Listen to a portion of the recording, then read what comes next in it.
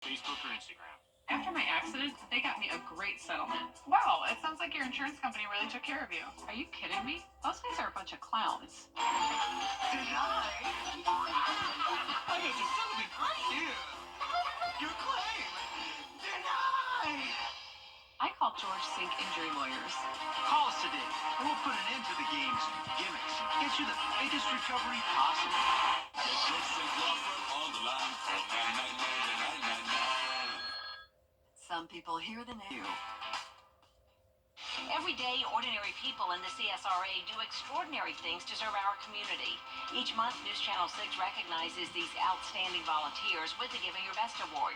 Do you know an everyday hero who goes the extra mile to help others? Nominate them for the Giving Your Best Award by visiting WJBF.com and filling out the entry form. Sponsored by Science Co., Piedmont Augusta, Security Federal Bank, and News Channel 6. Weather headlines on News Channel 6, brought to you by Hickson Roofing.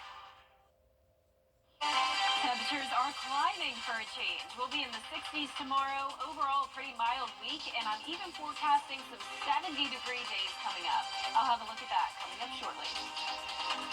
Right now on News Channel 6 at 6, Augusta commissioners are back to talking about trash. City leaders have been talking about a new contract for months with no success. A look at the latest proposal as your News at 6 starts now. Live from Television Park, this is WJBF News Channel 6 at 6.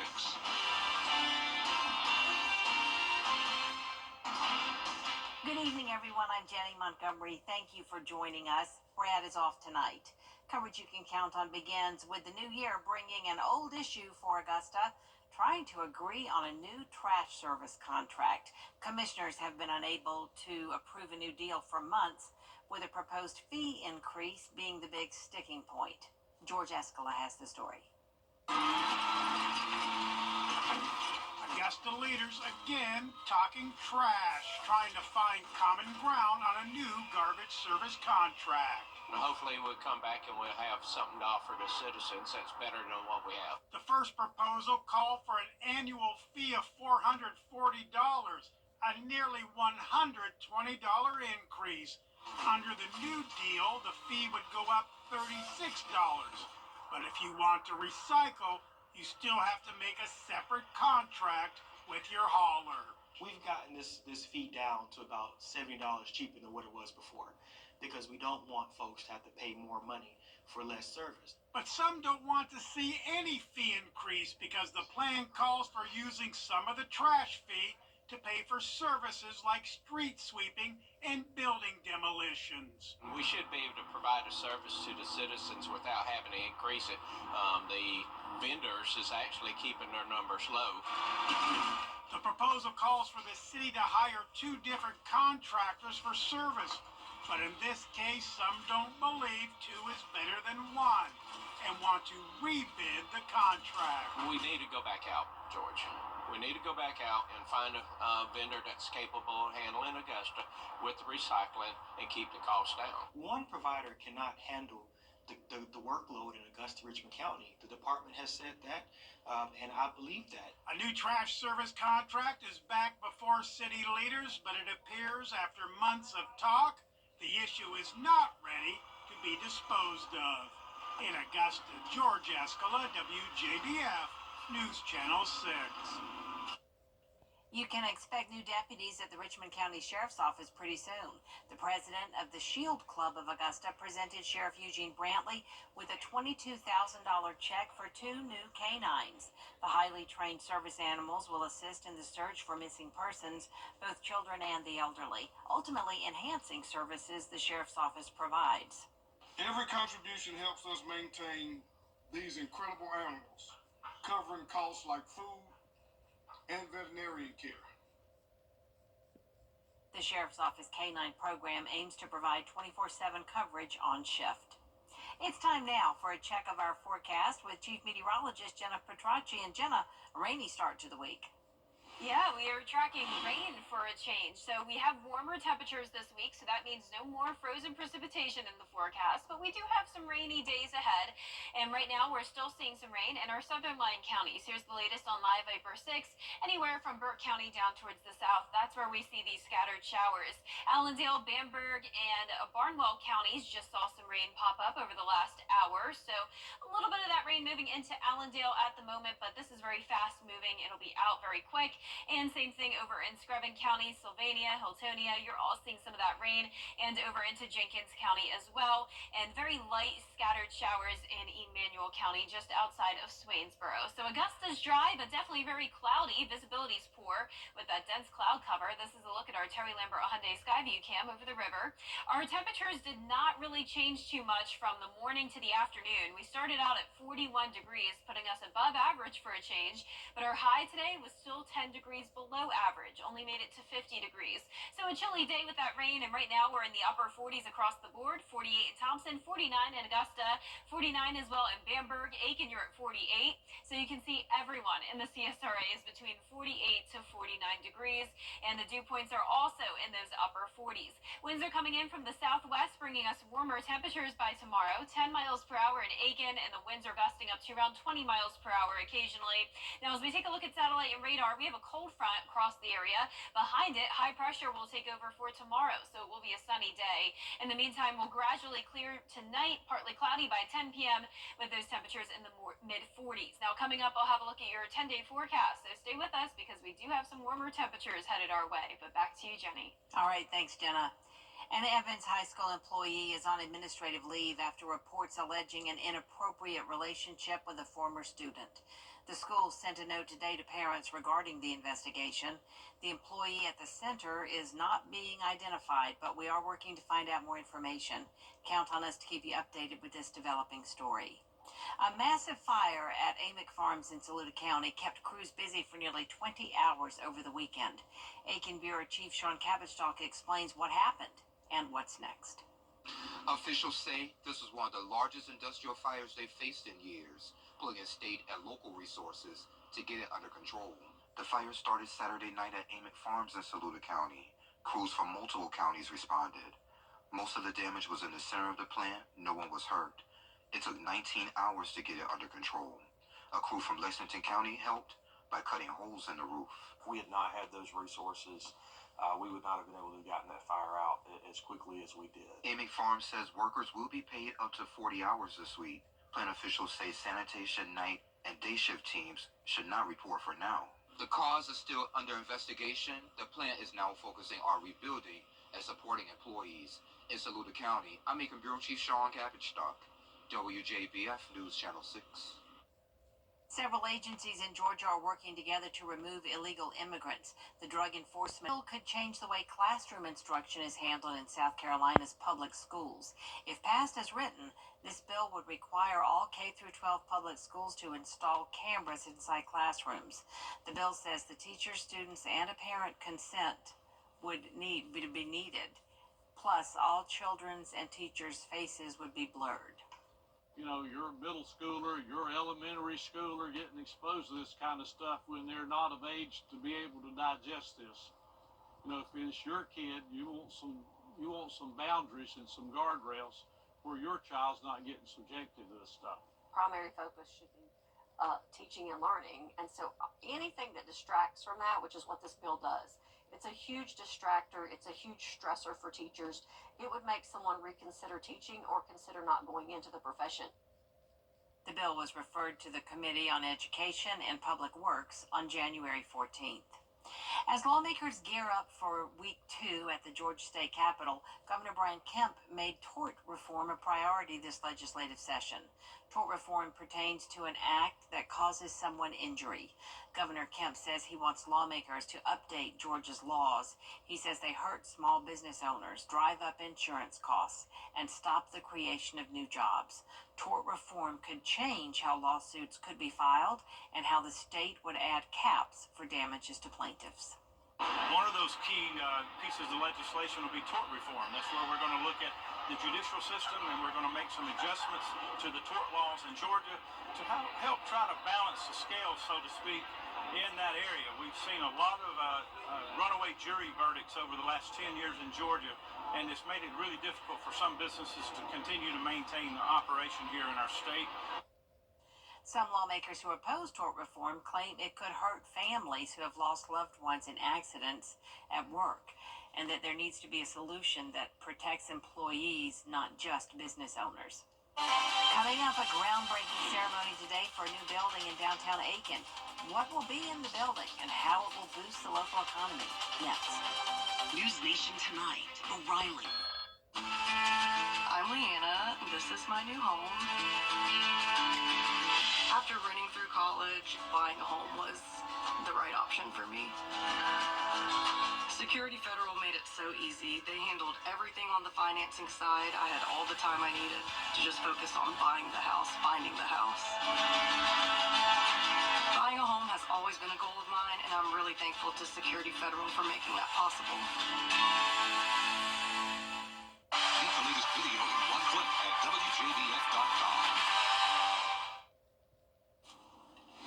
Happening now, the Richmond County School Board is hosting a meeting on the state's homestead exemption. The school board is planning to opt out of it. We have a crew at that meeting, and we'll have more for you on News Channel 6 at 10 and 11. Board members are expected to vote on the issue Tuesday, February 18th. A groundbreaking Monday for a new $20 million innovative facility in Aiken.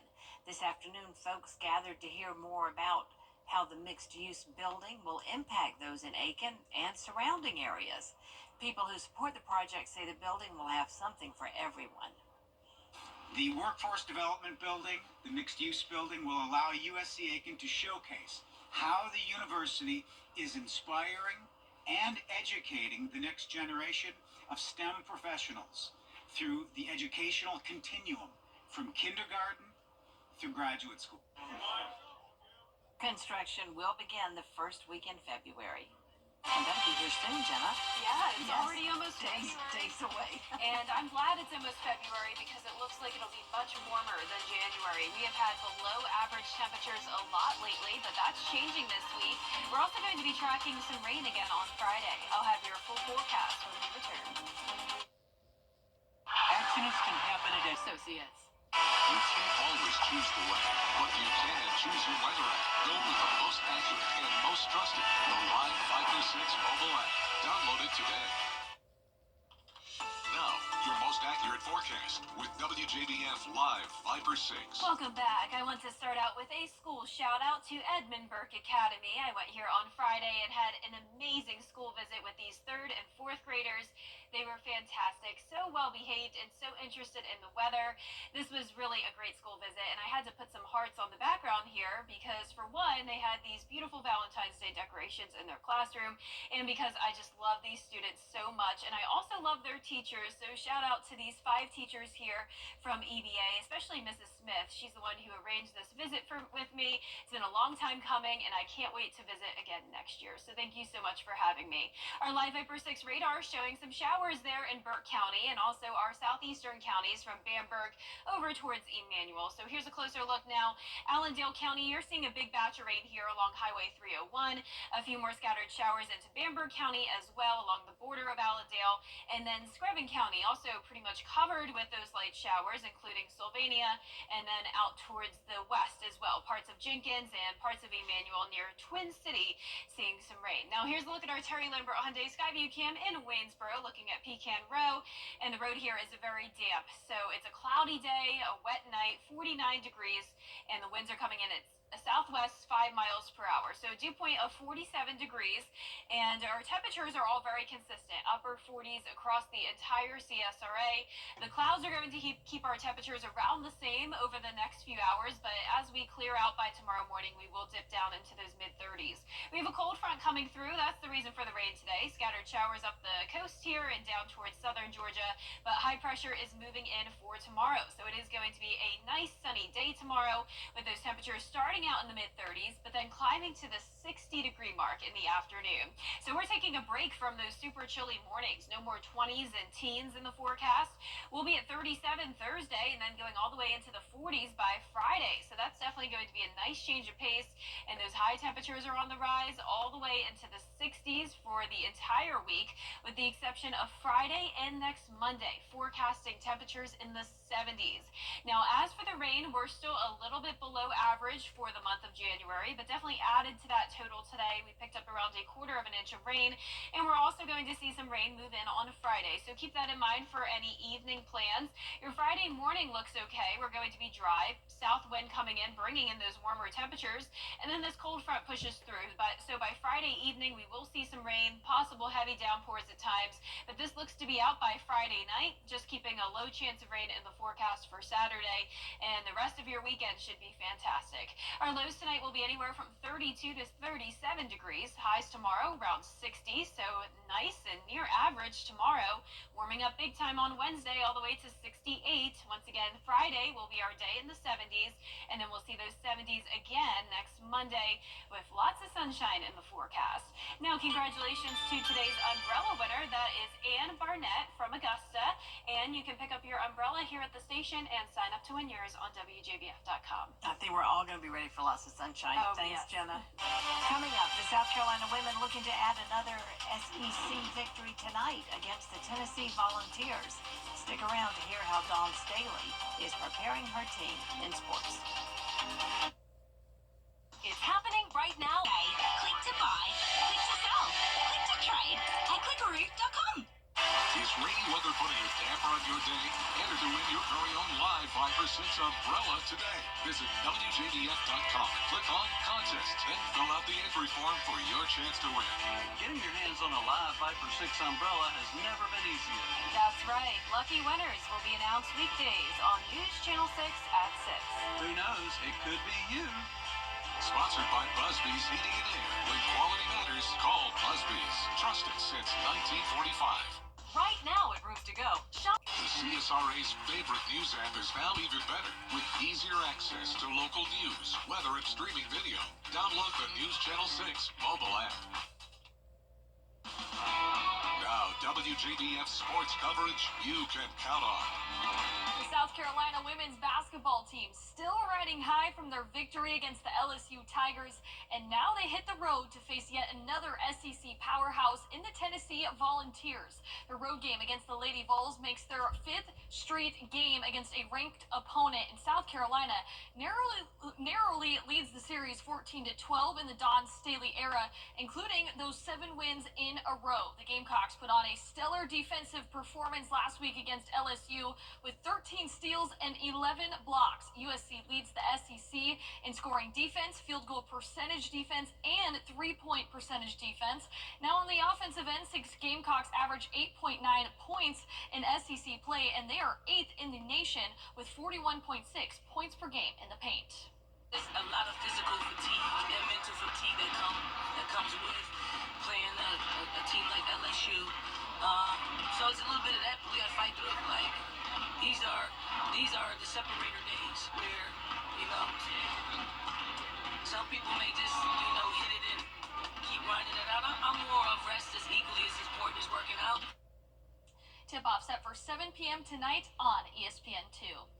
And on the men's side, the struggles continue for the Gamecock men. They just fell short to Mississippi State over the weekend, but they are searching for their first conference win, facing the Georgia Bulldogs on Tuesday. South Carolina has dealt with some truly heartbreaking losses, falling to 4 of its 7 SEC opponents by a combined 12 points. However, the Gamecocks have history on their side, winning 14 of the last 16 matchups against the Bulldogs dating back to 2017. The 14-6 Bulldogs, on the other hand, they got off to a hot start this season, earning a top 25 ranking for the first time since 2011. But since then, the Dogs have lost 4 straight conference games, coming off their worst performance of the year in an 89-59 loss to Florida. So, really, both teams looking to get some momentum back on their side. Our day where we recognize what it is that really prevents us from handling some of these games in a way where we win. When that really happens, when we really acknowledge and figure that out as players, than really like what our group is. But we got a good group of guys. They continue to play extremely hard. Tip-off set for Tuesday at 7 p.m. In Augusta, men's and women's basketball teams hosting 2 cancer awareness basketball games. They host Georgia College and State University. The Jaguar women tip off at 5:30 p.m., while the men, they square off at 7:30. Informational tables will be set up around the arena, and fans can also make donations to the Georgia Cancer Center. That's it for sports. We'll be back. I'm Phyllis Salazar with BTV. Back to sunshine tomorrow and high temperatures near 60 degrees. Upper 60s by Wednesday, then rain will move in again on Friday, and we're warming up all the way to 72. Still some 70s in the forecast next week as well. Well, take a look at this. It's the Nutmobile. Planters is looking for 3 new drivers. The company has been hiring peanutters to drive the world's largest peanut on wheels since 1935. Applicants have to be recent college grads willing to drive coast to coast full time for 1 year. And they'll also have to plan 200 events.